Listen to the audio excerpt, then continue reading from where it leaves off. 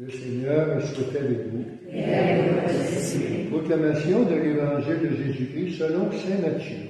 Gloire à toi, Seigneur.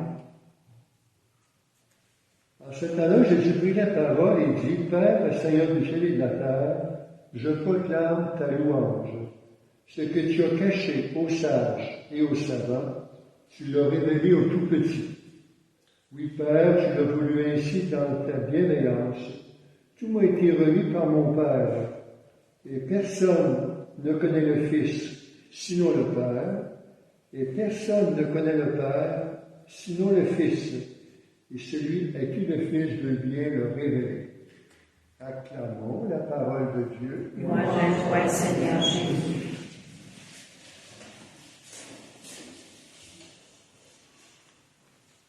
Alors, cette histoire de Moïse qu'on est en train de lire actuellement dans le livre de Genèse nous fait apprendre qu'il a dû fuir au désert après avoir abattu un Égyptien qui était trop envahissant. Donc Moïse a dû se retrouver ailleurs, et c'est là qu'il a refait sa vie, ayant finalement comme métier de devenir berger de troupeaux. Il se trouve maintenant dans les alentours du mont Horeb. Et c'est là qu'il fait la rencontre du Seigneur d'une manière surprenante. Alors il voit un buisson enflammé qui ne se consume pas.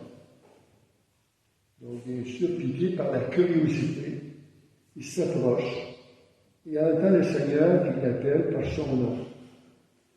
Il écoute, mais au moment où il est question de se lancer dans une aventure délicate chez Pharaon, on voit Moïse qui est pris d'inquiétude parce qu'il fait un retour de son passé, reconnaissant qu'il a sur la conscience un geste qu'il a posé et qui le fait maintenant douter de la capacité de répondre au Seigneur.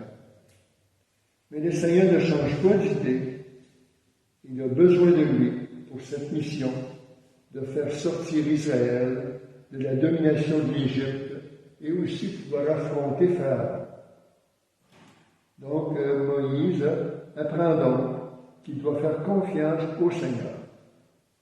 Un homme qui souvent comptait sur ses idées, sur sa manière de faire. S'il ne croit pas lui-même, Dieu toutefois le trouve apte à le servir. Que de fois nous aussi nous refusons parfois de nous engager en nous trouvant mille excuses pour ne pas prendre tel engagement lorsqu'on ne se sent pas à la hauteur. Mais quand Dieu appelle, c'est qu'il nous trouve capables de le servir.